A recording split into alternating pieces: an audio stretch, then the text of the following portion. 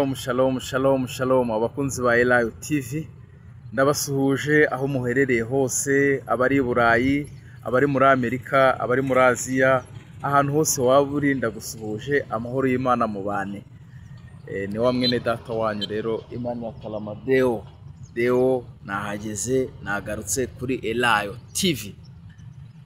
Tumaze igihe cy'amezi agera kurangahe tudashira ikiganiro hano, ariko tuba turi kubatekerezaho. Muri kubona ko twagarutse, twabonetse. Muri iyi minsi nagize urugendo, ariko ko Yesu agenda ducira inzira, niyo mpamvu twavuze dushireho ikiganiro. Mwese ndabahobeye, guhoberana kwera, nari mbakumbuye cyane. Hashize hafi amezi agera muri atanu, murabyumva ni igihe kinini, ariko ndavuze ati katuganire ku nzozi n'ibindi byose Mwuka Wera yashimye ko tuganira. Katubanze twasenga rero. Aho uri hose ndagusuhuje, utari wakora subscribe uyikore, tujye tubana. Imana duhana umugisha. Tugiye kuganira ku nzozi, kurota umena igi cyangwa igira imeneka, kurota ukuka amenyo, kurota wibwa telefone. Ibyo nibyo tugiye kuganiraho bitatu. Kristo zataya bone moniata, shimwa ko waturinze enene lekire bole ya tavosi enemotaya, uhabwe icyubahiro ko turi bazima. Notaya boketa stovos reweregine etaboke nemonemos. Unyemerere Kristo wera ubane natwe, imbaraga zawe ziganze, ibitavuga Imana byose toka dai nestake stako tabonemos yavo. Mwuka Wera tuganze n'imbaraga. Lolebo enekita zovos enemos, ubane natwe, utangirane natwe muri iki kiganiro Kristo, mu izina rya Yesu, amen. Kurota ukuka amenyo bivuga iki? Kurota wibwa telefone bivuga iki? Kurota wibwa ukuka amenyo, wibwa telefone, ibyo bivuga iki? Igira imeneka. Ka dutangirire kurota wibwa telefone. Kurota wibwa telefone rero ni ibihe byo gusenga uba wibwe mu buryo bwo mu mwuka.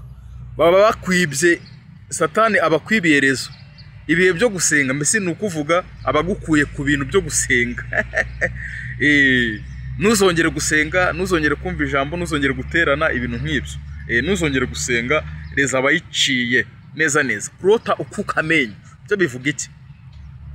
Kurota ukuka amenyo niyo mu buzima busanzwe niyo atuma turya. Karya imvange, umuceri, what everything.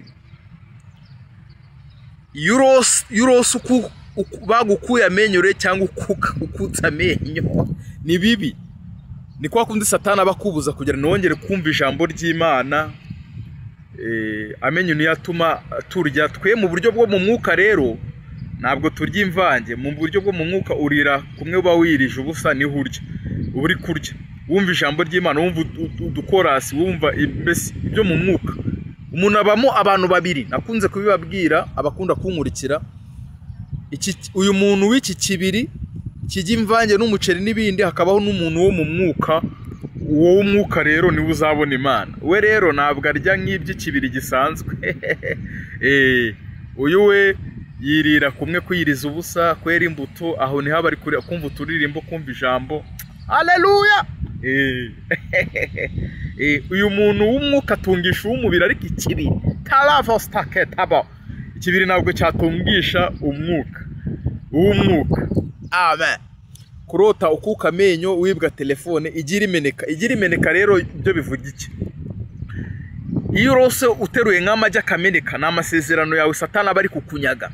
Ibi byose mvuze aha, uba ugomba gusenga, ugafata amasengesho, ukiyiriza ubusa imbere y'Imana. Warangiza ukavuga ati ibihe byanjye byo gusenga mbishinganishije mu maraso ya Kristo, ntagire ikibeshya. Ukavuga ngo wabyumvishe, gukuka amenyo ndabyanze, nkomeze nibere uwa Kristo, niyumvire ijambo ry'Imana.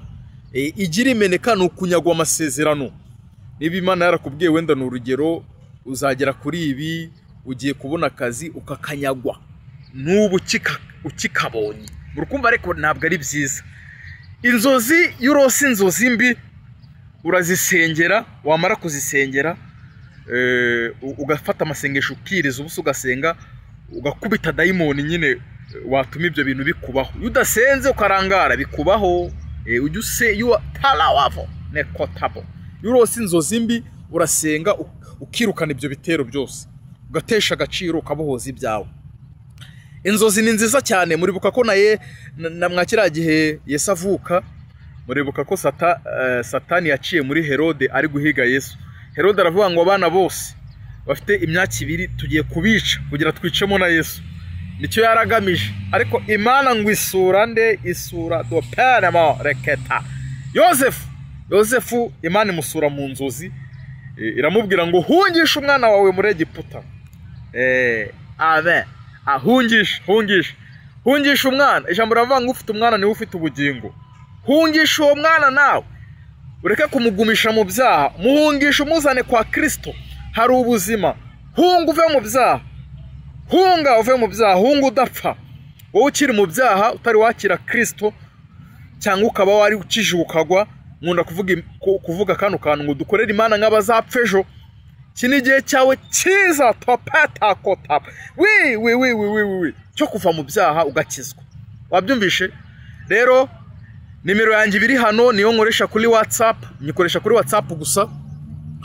Wanerefona niba ari inzozi warose nusobanukirwe, nagusobanura. Ni 078 998 4. Mbikorera ubuntu, Yesu yampereye ku buntu. Cyangwa ushaka kwatura to first target abonemo ukava mu byaha ukakira Kristo, aho naho ndagufasha. Nimero yanjye niyo maze kuyivuga. Nibyo nurcyo Yesu yaduhamagaye, dukorera Imana nk'abazapfa ejo.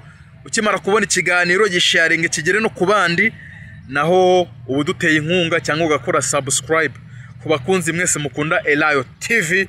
Imana ibaho umugisha n'abashaka kudushyigikira mwese. Nimero niyo uramvugisha, ntacyo bitwaye. Imana ibaho umugisha. Kristo newa tabo senge aba bantu. Uyu muntu warose akuka amenyo ye yabungabunge, uyacungira umutekano. Uyu warose amajya ameneka do penemo amasezerano yakomeza.